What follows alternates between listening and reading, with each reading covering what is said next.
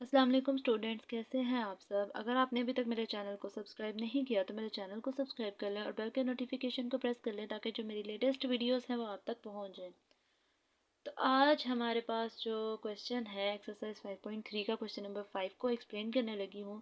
Hopefully आपने question number 4 तक जो वीडियोस थी वो आपको देख ली होंगी और आपको वीडियोस मेरी पसंद आई होंगी। और जो आज की वीडियो है वो है जी क्वेश्चन नंबर 5। क्वेश्चन नंबर 5 को रीड आउट कर लेते हैं। वो कहता है determine the value of k if p of x is equal to k x cube plus 4x² plus 3x minus 4 and q x is equal to x cube minus 4x plus k. मतलब क्या है कि p of x एक polynomial दे दिया और एक Q of x कोई सा भी पोलिनोमियल दे दिया है। कहता है leaves the remainder when divided by X minus 3। कहता है कोई सा भी रिमाइंडर लीव कर रहा है, छोड़ रहा है, और किससे डिवाइड कर रहे हैं, एक्स माइनस 2 से। अब क्वेश्चन की थोड़ी बहुत तो समझ हम लोगों को आ गई है। तो उसने कहा है कि हम लोगों ने के की वैल्यू निकालनी है। तो हम सबसे पहले क्या करेंगे, उसने कहा है कि डिवाइड इन दोनों पोलिनोमियल्स को किससे किया जाएगा, एक्स माइनस 3 से ही किया जाएगा।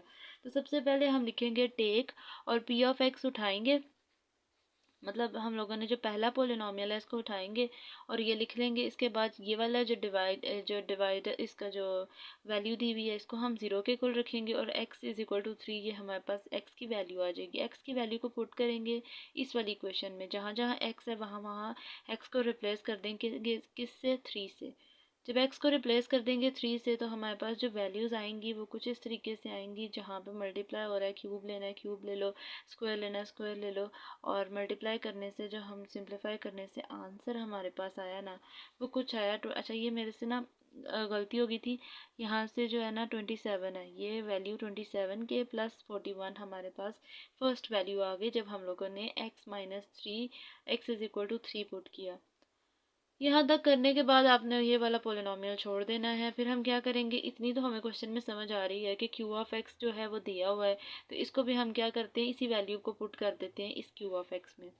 जब हम इस वैल्यू को पुट करेंगे क्यू ऑफ एक्स में तो जो हमारे पास वैल्यू आएगी क्यू ऑफ एक्स, ये पोलिनोमियल है X minus 3 is equal to 0 के इक्वल रखा, तो ये हमारे पास किसके इक्वल आ गया, एक्स की वैल्यू 3 आ गई। 3 जो है इसको हम एक्स को रिप्लेस कर देंगे इसमें से, इस वाली इक्वेशन में से 3 को रख देंगे। जहाँ जहाँ एक्स है ना वहाँ वहाँ 3 की वैल्यू को रख देंगे। फिर हम इसको क्या करेंगे, कोशिश करेंगे कि कैलकुलेटर पे ही डायरेक्ट हो जाए, लेकिन यह कि आप इस तरह से लिखेंगे तो ज़्यादा आप लोगों के लिए मतलब मुश्किल नहीं होगा। 3 का क्यूब लोगे तो 27 माइनस 4 इंटू 3 12 और प्लस के, ठीक है। इसको सिंप्लीफाई करोगे तो 15 प्लस के, ये एक वैल्यू आ गई, एक ये वैल्यू आ गई, एक ये वाली वैल्यू आ गई। अब इन दोनों वैल्यूज़ का हम करेंगे क्या, उसने कहा है कि हम लोगों ने के की वैल्यू निकालनी है। तो हम क्या करेंगे, हम लोग इन दोनों को फाइंड आउट करने के लिए जो हमारे पास सिर्फ एक ही है कि दोनों के रिमाइंडर्स क्या कर देंगे, इक्वल रख देंगे। जब दोनों के रिमाइंडर्स इक्वल रखेंगे तो यहाँ पे देख लें पी ऑफ 3, ठीक है जी, पोलिनोमियल जब पी पोलिनोमियल में 3 को पुट किया which is equal to Q, ऐसा पोलिनोमियल था जिसमें हम लोगों ने 3 को पुट किया। इन दोनों को इक्वल रख देना है और इनकी वैल्यूज़ जो है, मतलब हमारे पास जो पी ऑफ 3 आया था वो क्या आया था, 27 के प्लस 41 एंड क्यू ऑफ 3 क्या था, 15 प्लस के। ये इक्वेशन हम लोगों ने इसकी बना ली हैं।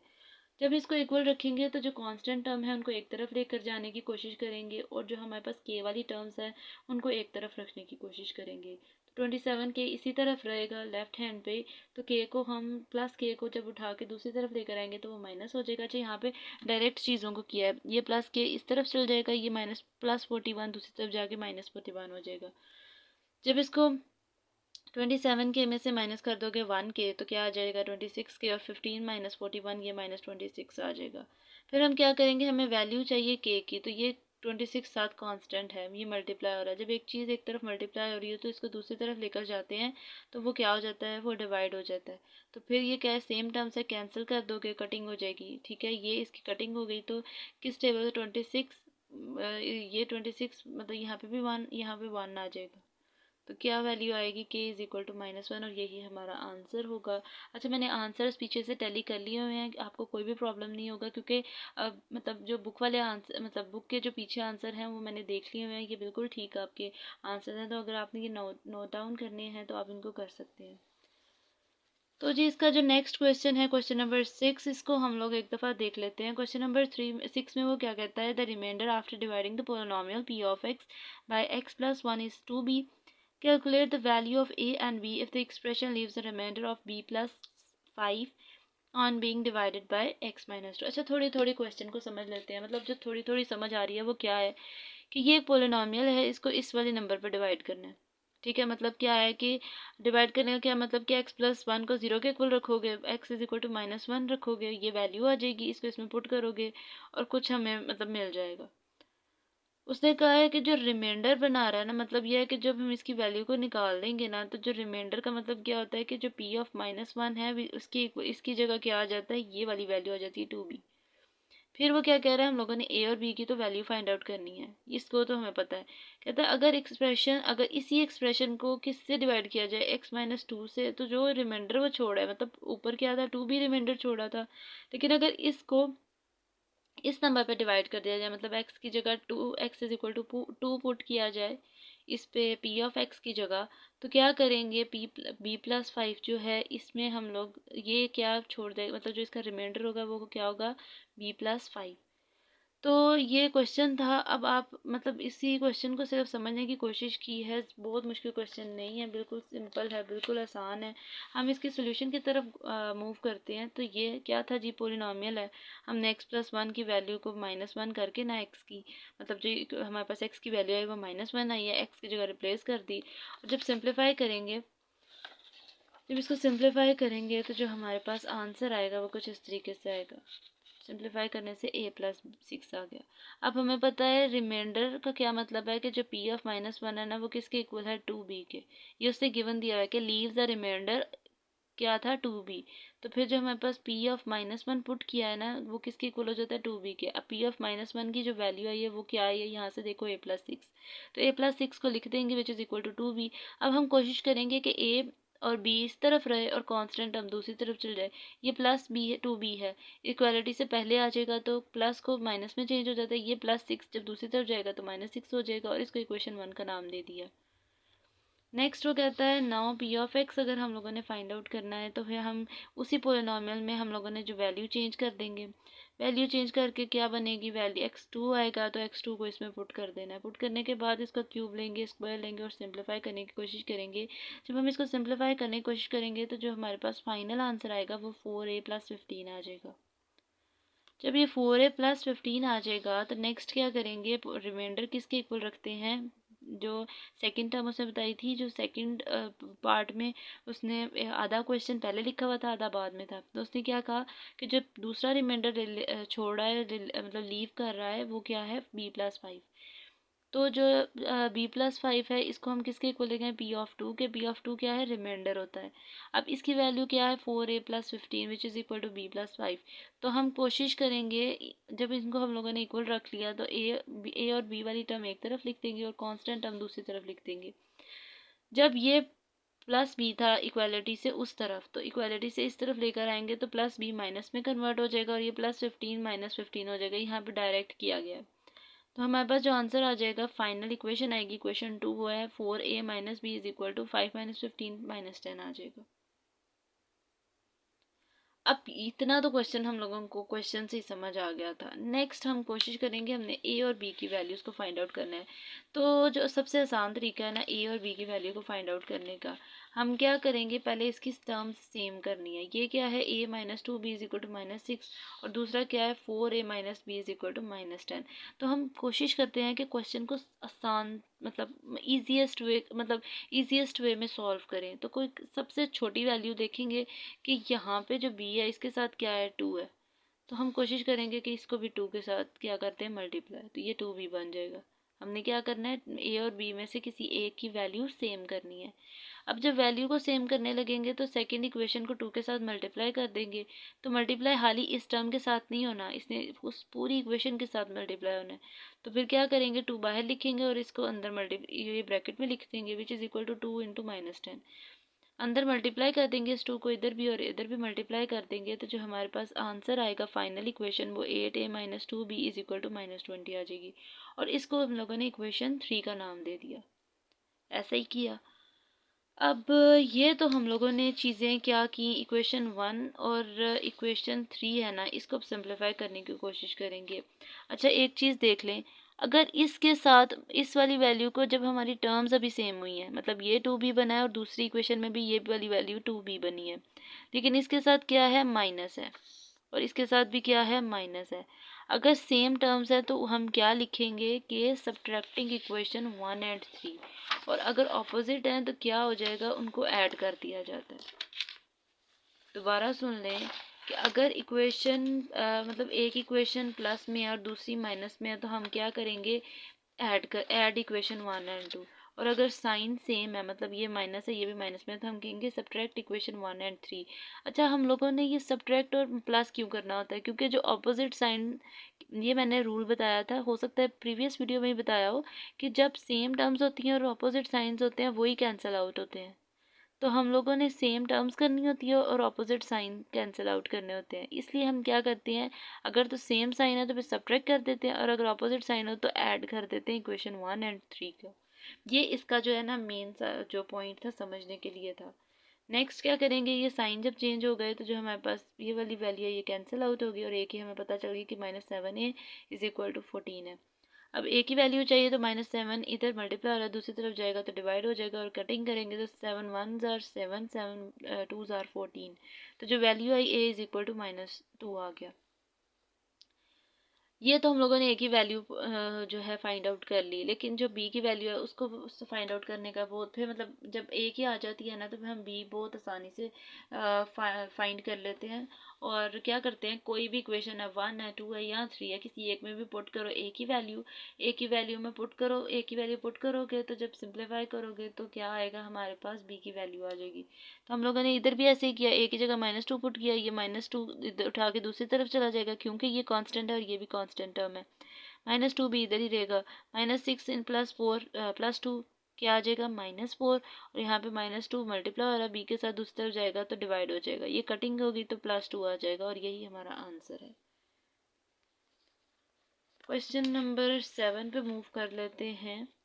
क्वेश्चन नंबर 7 में वो क्या कह रहा है, वो कहता है the polynomial X cube plus, मतलब ये एक पोलिनोमियल दिया, उसने कहा has a factor x+4 and it leaves a remainder of 36 when divided by x-2, find the values of l and m। Polynomial एक ही है, वैल्यूज दो बता दी हैं, और उसने कहा है पहले में फैक्टर है, फैक्टर का मतलब कि जो पोलिनोमियल होगा ना वो 0 के इक्वल होगा। दूसरे में उसने कहा है लीव्स द रिमाइंडर, वो किसके इक्वल होगा, 36 के इक्वल होगा। एक हम लोगों ने 0 के इक्वल रखनी है, दूसरी किसके इक्वल रखनी है, 36 के। तो हम इसका क्वेश्चन जो है नेक्स्ट जो इसकी सॉल्यूशन है उसमें मूव करते हैं। तो कहते हैं ये जी एक पोलिनोमियल है। अगर ये एक पोलिनोमियल है तो जो हमारे पास पहली वैल्यू उसने दी है वो क्या दी है, x+4 किसके इक्वल था, मतलब ये एक उसने फैक्टर दी है, इसमें हम लोगों ने x इज इक्वल टू -4 रख के तो इसको पुट करना है जहाँ इस वाली इक्वेशन में, जहाँ जहाँ x है वहाँ वहाँ -4 को रिप्लेस कर देंगे। जब -4 करेंगे तो इसको सिंप्लीफाई करने की कोशिश करेंगे, 4 का क्यूब लेंगे। अच्छा, मैंने ये चीज़ पहले भी बताई थी लेकिन मैं ये दोबारा बता रही हूँ कि जब 4 का माइनस का क्यूब लेते हो तो वो माइनस में ही रहता है, मतलब अगर ब्रैकेट के अंदर जो वैल्यू है वो माइनस में है, और जो पावर है वो अगर कोई ऑड नंबर है तो माइनस रहेगा, मतलब जो साइन आंसर आएगा वो भी माइनस में आएगा। लेकिन अगर पावर कोई भी इवन है, 2 है 4 है 8 है 6 2 4 6 8 इवन टर्म है तो वो क्या होता है, साइन चेंज हो जाता है और वो प्लस में चेंज, देखिए इसमें चेंज हो गया, 2 थी पावर तो क्या है, साइन चेंज हो गया। नेक्स्ट ये हमारे पास जो वैल्यू आई, फिर हम लोगों ने इसको सिंप्लीफाई किया, और जो सिंप्लीफाई किया वो हमारे पास ये इक्वेशन बनी। अब उसे क्वेश्चन में ये चीज़ की थी हैज़ अ फैक्टर, तो जब हमारा फैक्टर की बात करें तो इसका मतलब क्या है कि जो हमारा रिमाइंडर है वो किसके इक्वल है, 0 के इक्वल है। हम लोगों ने रिमाइंडर की वैल्यू क्या है, जो इक्वेशन बनी इसको हम लोगों ने इस तरफ लिखा विच इज़ इक्वल टू 0। अब हम कोशिश करेंगे इसको सिंप्लीफाई करें, मतलब इसको और आसान करें, तो हम क्या करेंगे, 4 को कॉमन ले लेंगे। जब हम 4 को कॉमन ले लेंगे तो हमारे पास अंदर क्या बचेगा, 4l minus M minus 10 which is equal to 0। तो हम क्या करेंगे, ये 4 है इधर मल्टीप्लाई हो रहा है, दूसरी तरफ जाएगा डिवाइड हो जाएगा। ये चीज़ मैंने आपको जो प्रीवियस वीडियो थी जिसमें हम क्वेश्चन नंबर 4 कर रहे थे, आई गेस 5.3 में ये बात मैंने बताई थी कि अगर एक तरफ चीज़ मल्टीप्लाई हो रही है दूसरी तरफ 0 डिवाइडेड, मतलब 0 के साथ डिवाइड हो रही है, ये 0 डिवाइडेड बाई 4 होना था ना, तो 0 डिवाइडेड बाय एनीथिंग तो 0 ही हो जाता है, तो यहाँ पे 0 आ जाएगा। फिर उसने क्या कहा कि 4l माइनस एम एक तरफ रहने दो, और ये कांस्टेंट टर्म जो है इसको उठा के इक्वालिटी से दूसरी तरफ ले जाओ। जब ये -10 है, जब इक्वालिटी से दूसरी तरफ जाएगा तो +10 में कन्वर्ट हो जाएगा, और इसको हम लोगों ने इक्वेशन 1 का नाम दे दिया। ये था जी हम लोगों का क्वेश्चन नंबर 6 का जो फर्स्ट पार्ट था वो हमने सॉल्व किया। अब इसका मतलब जो दूसरा पार्ट है उसमें उसने x की वैल्यू पहले 4 दी थी, दूसरे में उसने -2 दी थी। तो हम जब -2 दूसरी तरफ जाएगा तो +2 हो जाएगा। पोलिनोमियल कौन सा है? सेम पोलिनोमियल है। हम लोगों ने जहाँ जहाँ x है वहाँ वहाँ अब जो है 2 पुट करते रहे। जब 2 को पुट करोगे जो हमारे पास इक्वेशन आएगी वो कुछ इस तरीके से आएगी। ठीक है, ये इक्वेशन आ जाएगी। और जो नेक्स्ट अब हमें पता है ये क्वेश्चन में ही लिखा हुआ था, गिवन था कि जो हमारे पास पोलिनोमियल है p(2) किसके इक्वल है? 36 के इक्वल है। ये उसका क्या आया? रिमाइंडर। फैक्टर आता पहले में क्या था? फैक्टर आया था। फैक्टर आने का मतलब क्या है कि जो रिमाइंडर है वो 0 के इक्वल है। और अगर ये बात वो कह दे कि जो रिमाइंडर है वो 36 है तो फिर हम इस तरीके से लिखेंगे। मतलब कोई और भी वैल्यू कह सकता है, 72 कह सकता है, 48 कह सकता है, कुछ भी वो कह सकता है। अब p(2) जब पोलिनोमियल में 2 पुट किया था तो जो हमारे पास इक्वेशन आई थी वो हमारे पास क्या थी? 2m + 4l + 32। ये हम लोगों ने लिख लिया विच इज़ इक्वल टू 36। अच्छा, अब हम लोगों ने क्या किया? इसको m को पहले लिख लो या l वाली वैल्यू पहले लिख लो या m वाली वैल्यू पहले लिख लो, एक ही बात है। तो हमने कोशिश किया कि जो इक्वेशन 1 है उसमें 4l था, पहले क्या था? 4l, तो हम इसमें भी l वाली वैल्यू को पहले रखें। सिंप्लीफाई करेंगे जो आंसर हमारे पास लास्ट आएगा वो आएगा 4l + 2m is equal to 4, which is equal to मतलब इसके इक्वेशन 2 का नाम दे दिया। नेक्स्ट क्या कहता है? कहता है सब्ट्रैक्ट करो इक्वेशन 1 और 2 को। तो जब इक्वेशन 1 और 2 को सब्ट्रैक्ट किया जाएगा तो क्या आएगा? 4l - m is equal to 10। और इधर क्या आ जाएगा? मतलब दोनों को सब्ट्रैक्ट क्यों करना है? क्योंकि यहाँ पे भी प्लस है और पहले वाली इक्वेशन में भी प्लस था। तो सब्ट्रैक्ट करने से साइन चेंज हो जाएंगे और ये कैंसिल आउट हो जाएंगे। सेम टर्म्स और अपोजिट साइन कैंसिल हो जाते हैं। फिर हम लोगों ने इसको क्या किया? इसको प्लस करोगे तो माइनस माइनस माइनस क्या है? प्लस हो जाता है, लेकिन साइन कौन सा आता है? बड़ी वैल्यू वाला। ये भी एक जो है स्टेप याद रखने वाला है कि माइनस माइनस प्लस तो होता है, वैल्यू प्लस हो जाती है, लेकिन जो साइन होता है वो बड़ी वैल्यू वाला ही आता है। विच इज़ इक्वल टू 10 - 4 6 आ गया। अब -3 इधर मल्टीप्लाई हो रहा है, दूसरी तरफ जाएगा तो डिवाइड हो जाएगा और m की वैल्यू जो आएगी वो आ जाएगी -2। अब ये हम लोगों को m की वैल्यू आई है। l की वैल्यू फाइंड आउट करने के लिए किसी भी इक्वेशन में हमने 1 बनाई, 2 बनाई, इन दोनों इक्वेशंस में किसी एक में भी पुट कर दो। m की वैल्यू -2 जब पुट करेंगे तो जो हमारे पास फाइनल आंसर आएगा वो क्या आ जाएगा? l is equal to 2। और यही हमारा आंसर है। मतलब ये मैं सिंप्लीफाई जो किया है इसको मैं समझा नहीं रही, मतलब एक्सप्लेन नहीं कर रही, ये आपको खुद समझ आ जाएगा कि l की वैल्यू को निकालने के लिए m की वैल्यू को पुट करेंगे, सिंप्लीफाई करेंगे और सिंप्लीफाई करने के बाद l2 आ जाएगा और यही हमारा आंसर है। ये थी जी आज की वीडियो। होपफुली आपको मेरी वीडियो अच्छी लगेगी। अगर आपको मेरी वीडियो अच्छी लगे तो लाइक कर दें और सब्सक्राइब करना मत भूलिएगा। तो जो नेक्स्ट वीडियो होगी वो इसके क्वेश्चन नंबर 8 और 9 होगा। तब तक के लिए अल्लाह हाफिज़।